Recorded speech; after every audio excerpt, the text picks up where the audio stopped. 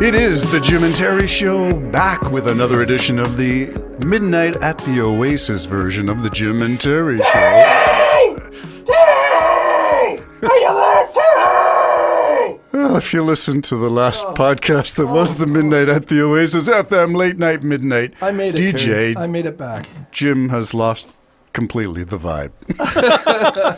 Welcome, my friend. Good to have you back in the Hobbit Hole studio. Yeah, it's good to be back. I'm coughing, but I'm not sick anymore. So I just choke on myself when I talk, and screaming like that. I choke on myself. Yeah, I choke on myself. It'll be a good line for a song. Oh, it must be. I got an interesting line in the song that I'm writing because I just heard the podcast that you did, that Midnight at the Oasis one. I loved it. Could it be the Baileys? Terry and I have the Baileys here today. Could it be the Baileys? And one of the lines in my new song is I say it like this: I saw her coming with her sharpshooter stare.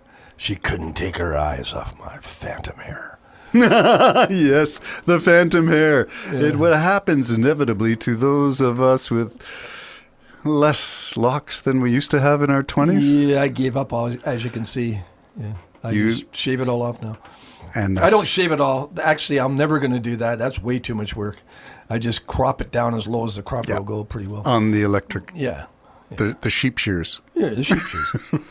And, okay, we said in jest that we would keep an FM vibe. I'm wondering whether we should do an ambient Jim and Terry show at some point. Where I love the ambient. We just, I don't know, put in some sound, droning synth sounds and drift like that, and just have a monologue over top. You can talk for a couple of minutes, and then go have your coffee, and I'll talk for a couple of minutes, and it'll be the sequential Jim and Terry show. I found my dream place on TV. I was watching. This Mark Wiens is a guy that travels around the world eating. Skinny as a rake. I don't know how he does it. But he's got an eating show. And he's got an eating show. He's a multimillionaire. So, and he takes his wife and his son everywhere he goes. Anyways, he was in a place in Malaysia, and I said, that's where I would like to be. And it was funny because you could see it. It was a restaurant on the beach, but not like on the beach, but you had to walk through some trees to the water and the beach, and there was shops and everything all spread out like tarps and stuff. But then the guy said, I think the property's sold. This might be the last of us here. And it was, what a beautiful place. And I thought, I could see there was lights, and I thought, this place is also at night. And that is my dream. The water coming in like that, and a nice drink and some finger food, and just sitting and staring at the sea as the sun sets. Oh, beautiful. Or walking along the shops and So that's your dream. Yeah. Your retirement dream. Well, it's just, it's what I'm looking for in my mind. Are you buying lottery tickets? No. Or what's inducing this thought? Well, even in Prophets, Priests, and Poets, what was it?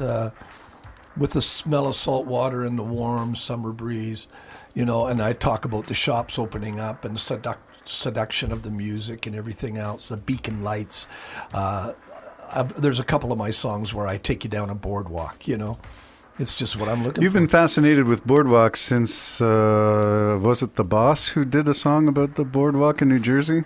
No, I don't know where that fascination came from, other than in my mind, where would I want to go? There's an ambiance in my mind, and I like little twinkly lights, the little lights and the patio lights and that kind of atmosphere. Another song of mine, I said that it was called Biblical Sky. I sort of paint that same picture of a dusk, beautiful dusk.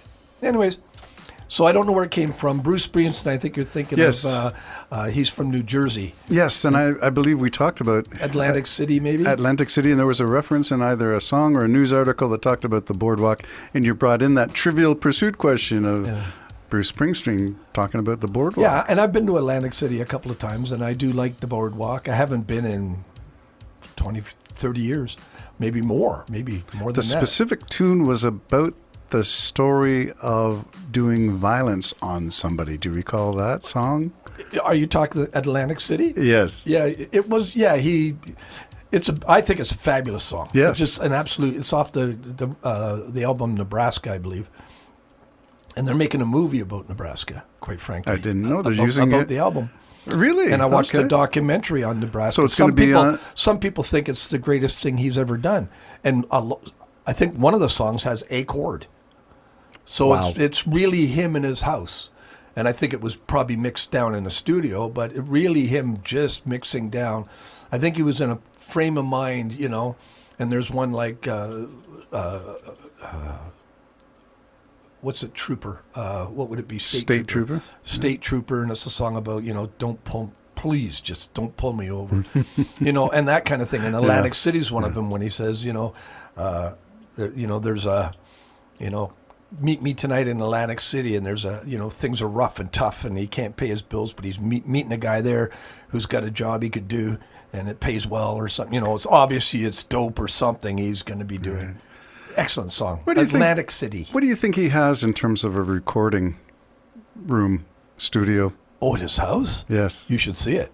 Have you got pictures of it? He did videos of him. That's his house. It looks like a big barn, as clean as a whistle. And he's got a home studio that is a studio. Okay. So he probably even rents it out to other musicians. Yeah, you know, it's that good. Huge. Wow. You can put a whole choir in it.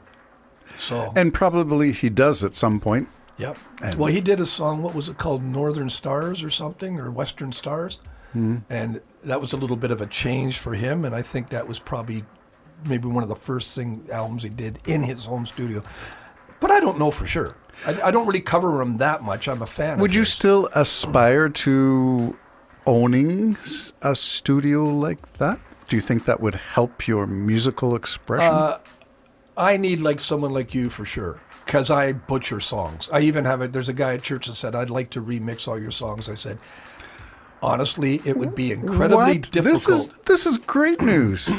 But no, I said it would Someone be- heard your album and offered to remix your song. Yeah, I don't know that much about him. So, Oh. but the idea is because I'm not a producer like you, because I'm not, I may be even considered a producer, but I can't make the sound right.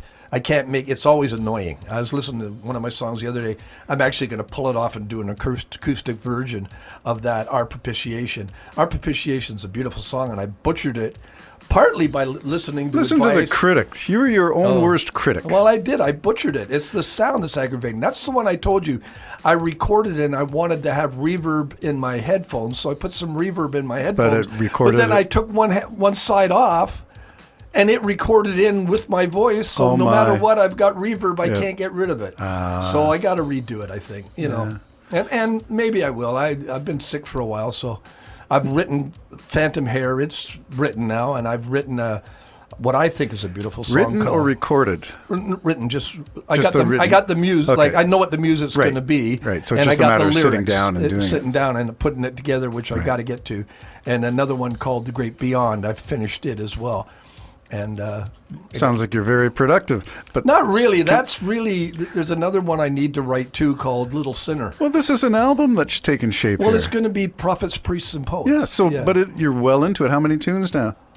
Well, the ones I'm going to do, I'm also doing a song called "Awesome Love," which is I wrote it quite a while ago, but I like it, and I want to do that Okay. one. So, how many songs do you aspire Well, to this produce? one I want this to be a 9-song. Okay. Because Prophets, Priests, and Poets That's like 10 minutes long. 10. There you go. Yeah. So it's a long song, Okay. and I know it, and everybody, you should shorten it. I'm not shortening it. It's a long song. Now, I asked you about the studio, Springsteen studio. We talked about the Tragically Hip's Beach House or whatever it's called. Yeah, it's called Bathhouse. And Bathhouse. And then there's the guy, Ronnie Hawkins, used to have a place on Stony Lake.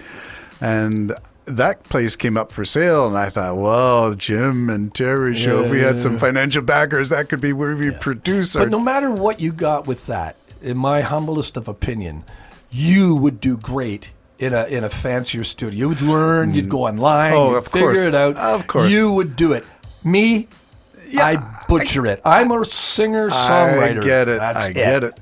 Yeah. But even for me, when I look at those Randy Bachman's studio out on Saltburn Island or whatever it is. Rush has a studio, too. Rush has a studio. Everybody we know has a studio. But I am not inclined. I used to be inclined to say, oh, yeah, I need this big desk with 48, 64, 100 faders with all kinds of buttons and knobs that go blinking at you in green and red. And then you see those bars telling you the levels now instead of the meters, the VU meters. Stuff moving and vibrating and shaking. And now I don't. I love what I've got now, which is the computer on the floor. You do a great job on it. The screens on the thing. I'm going to buy a drum machine like yours too. Yeah, it's fun. You would enjoy it. Remind me to take a picture of it so I can actually get it on Amazon. I'll send it to you. Or I can just take a picture. You can do Anyways, whatever you want. I want to get one of them because that's another thing I like. That's a more independent way of doing drums than I do it. Now, I've had people say, how did you do that? I said, well, I got 3 different tracks of drums. I got one track and then it stops and I put another track because I want this volume up and I don't want to butcher it like I do with my vocals. I don't know what's with me with vocals, but maybe too much of a perfectionist as far as keeping it the same level of volume where I cut and up and down and up and down and up and down to the point where if anybody looked at it, they'd go, man, I'm going to charge you $1,000 just to fix this line. So I'm going to try to change that. I think I'm going to eat the mic next song I do. I think I'm just going to be right on it and eat it but as you know, I'm a sort of one of these vocalists that I guess passionate. I'm up and down and moving and the side. And I don't know if it takes special equipment to hone that in. I would not change a thing that you do. That's the vocals drive the music. So you got to feel it. If you don't feel it, it won't be the same. I wouldn't change that. No. But if you saw the bar across of how many times I've cut that, not to re-record, but to up that volume to match this volume and down that volume to match this volume and up. Oh, okay. It just becomes ridiculous. Okay. Have you ever heard of a compressor? Well, put it on your track. Put it on your vocal track. It'll level out all your vocals. I thought I had a compressor on. Is it a special compressor? No.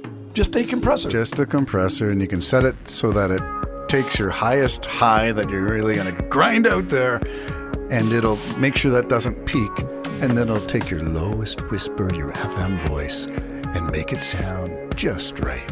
So I got to compression. It does a wonderful thing. I got to figure out how to do that because I got compression, but I don't know how to. It's like shock absorbers for vocals. I don't know how to do that. I don't know how to set those permit. Oh, there you go. I'll have to take a look at your software. Yeah. Bring your laptop. This has been the Jim and Terry Show, talking about all kinds of things, just getting warmed up in the Hobbit hole. Stay tuned for the next one. Bye-bye for now.